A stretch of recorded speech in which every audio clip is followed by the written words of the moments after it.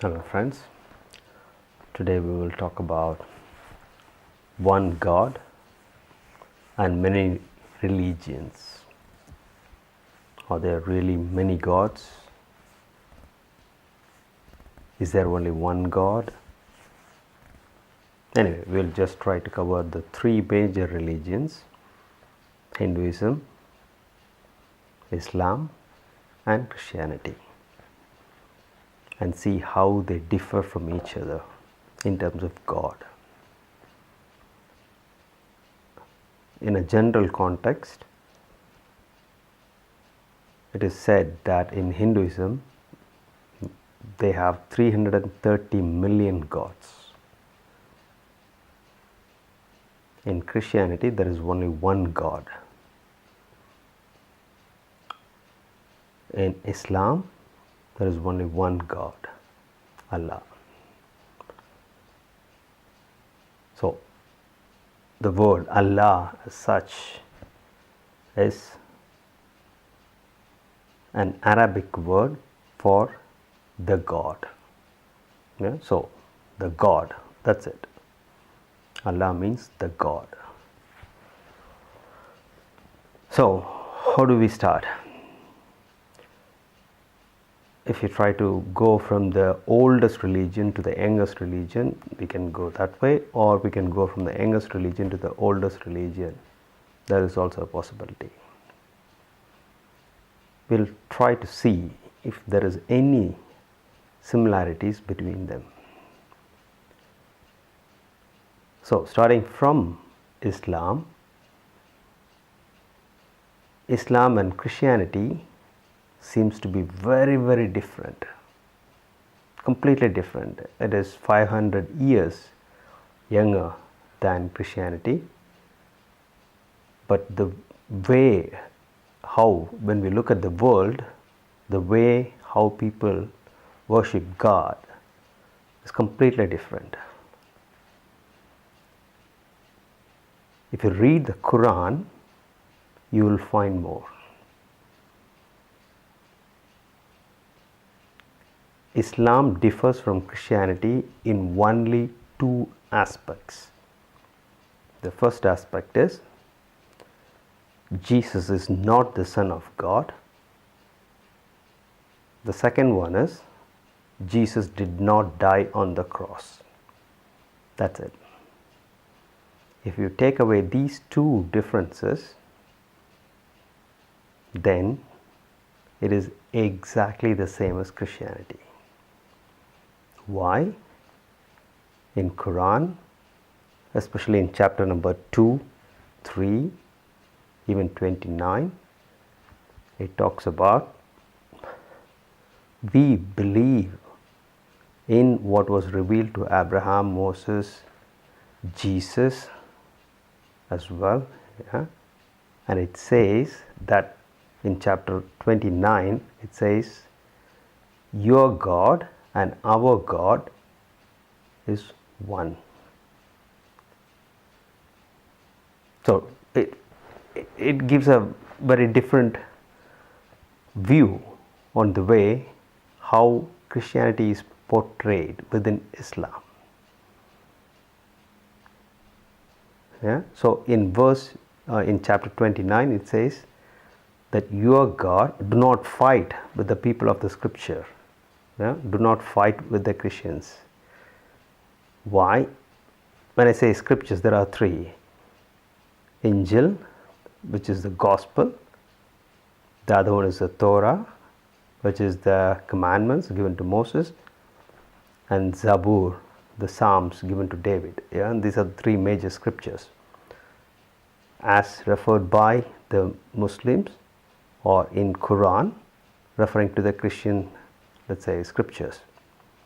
So what in chapter 29 it says, do not fight or argue with the people of the scriptures except for a valid reason. Tell them that your God and our God is the same. And in chapter 2 and 3 it says, we believe in the prophets, we believe in Allah, we believe in Prophet Muhammad, and we make no distinction between any of them. That's it. So, from the perspective of this topic, this video, we are talking about God. Even before the birth of Jesus, God should have existed. Logic. In this video, I'm using pure common sense. Nothing more. Are we allowed to use common sense when we talk about religions? Some people don't. They just take the Holy Scriptures and follow it through. But the question is, are we allowed to use common sense? Yes, we should. The Scriptures recommend that. In chapter 8 of the Holy Quran, it says, the worst of all creatures in the sight of Allah are the blind and deaf who do not use reasoning. So if you do not use your common sense, you are one of the worst creatures in the sight of God. And in Bible, in Psalm, it says, do not be like a horse or a mule without understanding. So you have to use common sense. You have to use your reasoning ability. If there is something wrong in the scripture, accept it. What is the problem? Accept it and then try to change and improve. But since the scriptures are treated as holy, it is being like that without any change. Anyway, so since the difference between Islam and Christianity is mainly due to Jesus Christ, the two reasons which I mentioned,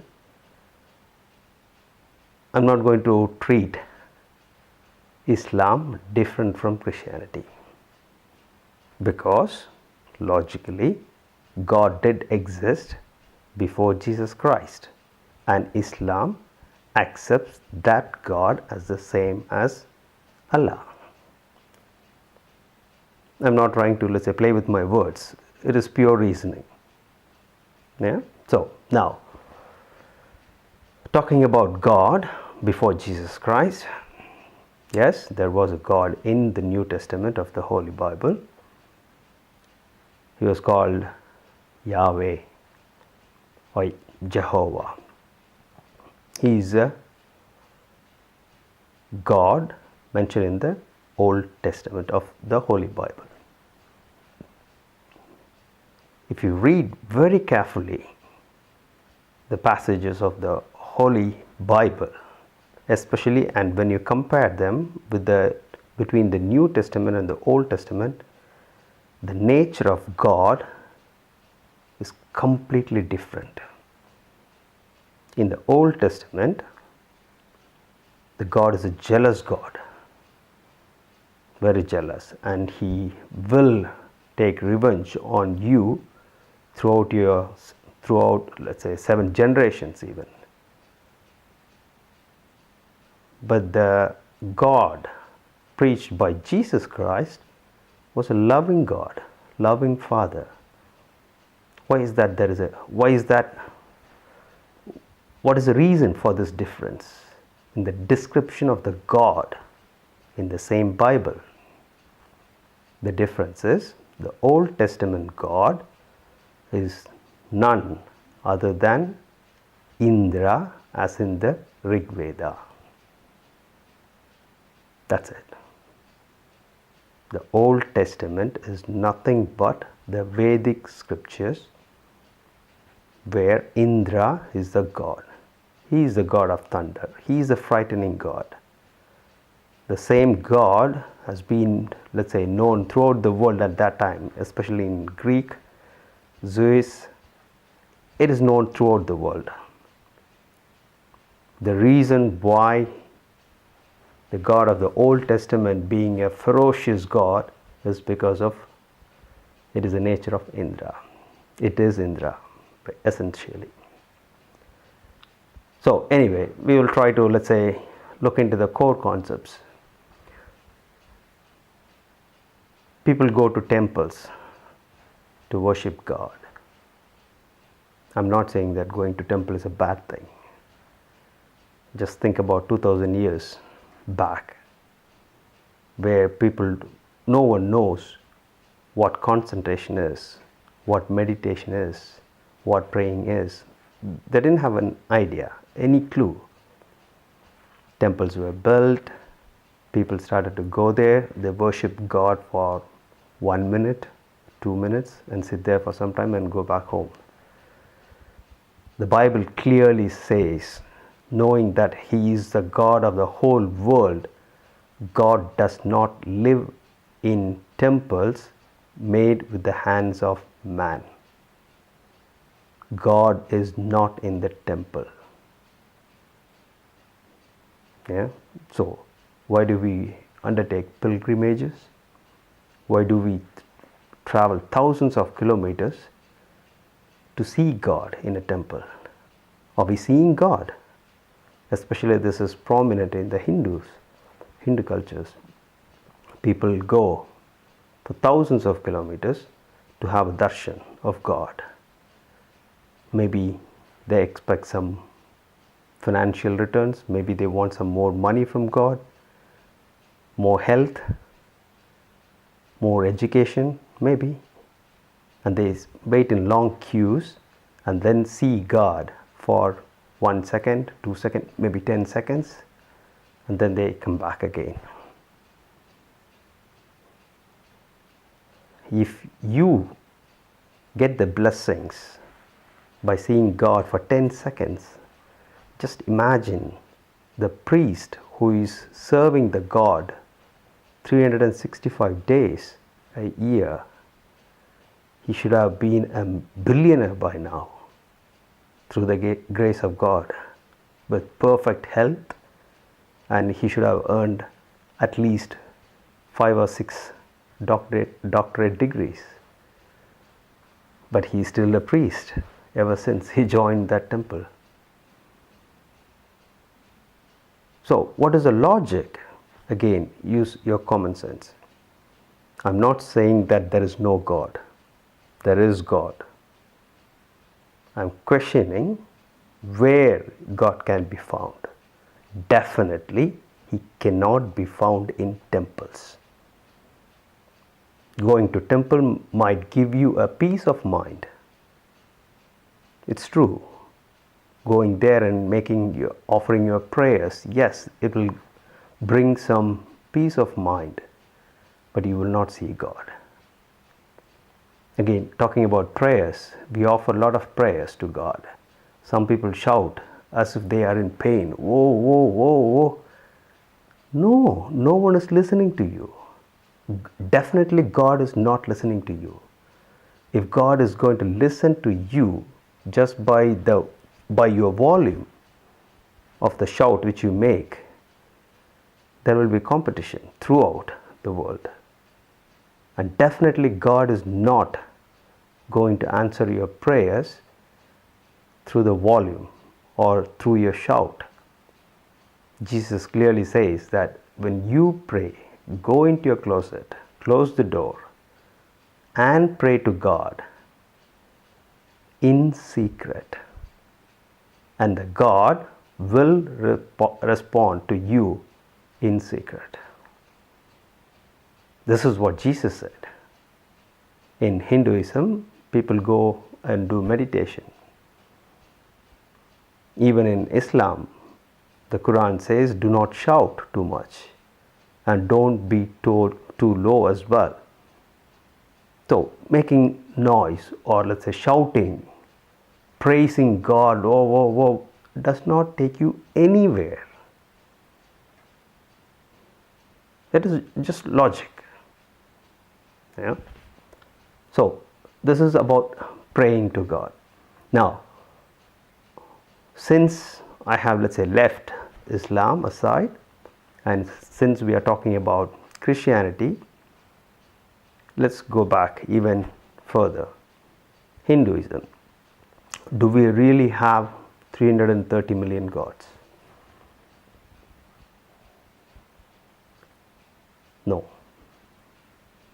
there is only one God. His name is Brahman. Not Brahma, Brahman.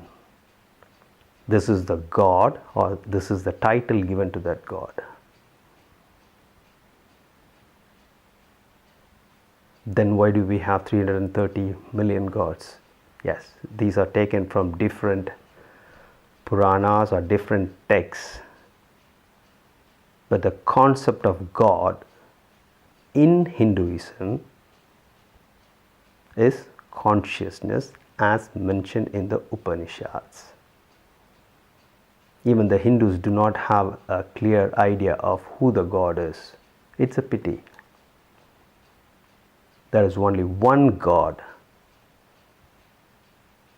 which is the Parabrahman, whom Jesus refers to as Father.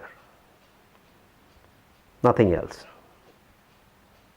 The Hindus have different scriptures. In Christianity, there is only one Bible, which contains different books written by different authors. But in Hinduism, there are many books, many types of books. The Vedas, people still struggle to interpret what it means. It is ongoing.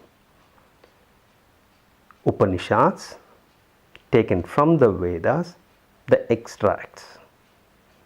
And then you have Ramayana, Mahabharata, Itihasas, Puranas.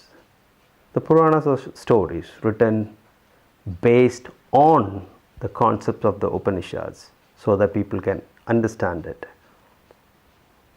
But they do not convey the actual thing, but they encapsulate the core thing within them, and then they write stories that you have to be like this, you have to be like this, and so on, so on. So, Parabrahman is the God, and the Adhyatma Upanishad clearly says, this is, I'm talking about the Shukla Yajurveda. The Adhyatma Upanishad says, verse 20, it says, one's self is Brahma, Vishnu, Indra and Rudra. One's self is the whole universe. Apart from this self, there is nothing else. This is the essence. So what is the self? Self is Atma or Jivatma or the soul. This is everything. This is the essence of that Upanishad. And what do we find in the Christian Bible? Commandment, hear, O Israel, in Deuteronomy. Hear, O Israel, your Lord, our God is one. Let's look at this verse in a different angle. What does that mean? They won't teach you about this in the churches, because the way how they look at the verse is from a different concept. They have established someone as a God already due to wrong understanding of the scriptures, and then they look into the scriptures and say, yeah, your God is one. But what does that mean? Your God is one. What does that mean? He is not many. This is one way of interpreting. So your God is not many. This is one way. Yeah. But on the other hand, if you look at that very carefully, when I said Adhyatma Upanishad, yourself has become many, but in essence it is one. That's it. So, I think I have already mentioned this in one of my earlier videos, but just for the sake of understanding, the way how we see the world is fixed, the universe is fixed. We are born, we die, and we pass away. The universe stays, we are gone. Just for understanding, I would say that let's reverse the roles.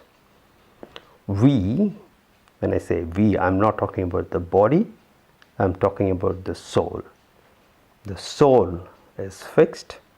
This universe, along with your parents, your wife, your kids, and your dog, everything appears in front of you, and this passes away. This is the logic. So the soul is eternal. Yeah? The soul is eternal, which experiences different things. So, if you look at this, who is the experiencing person? This is the Jivatma. Yeah? Jivatma. And if you try to look into, let's say, who the Paramatma is, then the Upanishads go further and say, or let's say even the Vedas say, that Jivatma and Paramatma are the same. This is in Bible, but you'll have to look very carefully for it. It says in Ephesians 4, chapter 4, I think verse 6, it says that one Father is in all, throughout. I mean, in all of us, the Father is there. That's why, let's say, we say in Tamil, I recall one verse, நான் மரண இருள பள்ளத்தாக்கில் நடந்தாலும் பொல்லாப்புக்கு பயப்படேன், தேவரீர் என்னோட கூட இருக்கிறீர். So that means, even if I walk in the valley of death, you are with me. So this God, the Paramatma, is the life force behind us, our life force. So in an aspect within the human body, there are two persons. Don't be alarmed. There are two persons. One is the person who you and I think who we are. So my name is Ramesh. Okay, I know I am Ramesh. But when I sleep, when I am at 2 o'clock in the midnight, when I am sleeping, who is taking care of my body? Who is breathing? Who is pumping the blood in my heart? Even now, I'm not doing it. And we take it for granted that it is going automatically. No, there is someone. When that someone decides to leave the body, we are gone. So when we are alive, we are trying to look outside using our senses through the eyes, and we are trying to look for God. We discuss about different gods, different religions as different concepts. But no, we cannot see God through our eyes. That's why in Bible it says, for no one has seen God. No. The Quran beautifully says, visions do not perceive Him. Visions, you cannot see God through your eyes, but He perceives vision. He's behind. Yeah? He's the base on which we are playing towards the world. So if you try to look for God outside yourself, you're not going to succeed. Never. No one has ever found God outside. Believe me, take my words. No one has found, regardless of what religion you follow. This is the essence of your religion, whatever it might be. No one has found God outside Him. It is all internal. Nothing to do with the outside world. You turn internally. That's why you do a lot of charity, you help the poor, you give money to the needy, you do whatever good things for yourself, because God is internal. It does not mean that you are God. No. This is why I'm trying to say that there are two persons. Just for your understanding. So when you are trying to look for God, it should be always internal. That's why they also say that God is a witness, someone who oversees you always as a witness. Scientifically, there is no one watching you. Scientifically, no one watching you. But as I mentioned earlier, God, in Svetvetsara Upanishad, there is a very beautiful thing explained.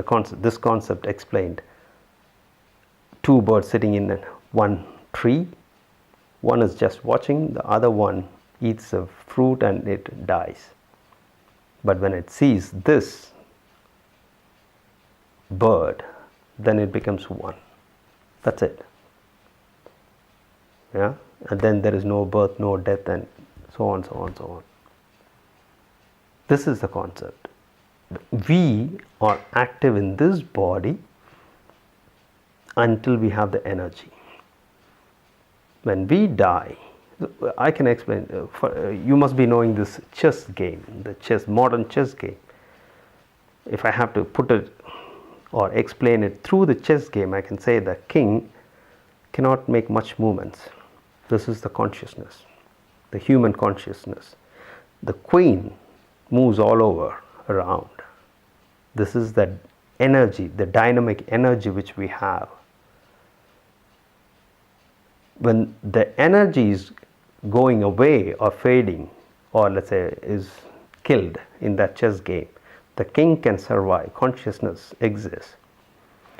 But when the king is arrested, even when you have the queen, that's it, that's the end of the game.